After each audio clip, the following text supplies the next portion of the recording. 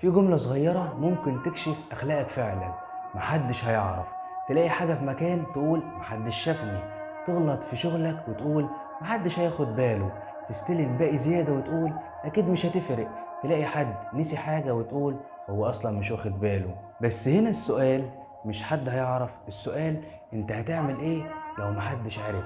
لأن الأخلاق الحقيقية مش بتظهر وانت قدام الناس، بتظهر لما تكون لوحدك.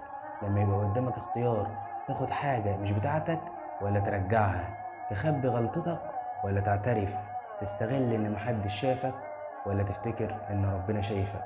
يمكن اسهل حاجة انك تعمل الغلط وتقول محدش هيعرف، لكن اجمل حاجة انك تعمل الصح حتى وانت متأكد ان محدش هيشكرك.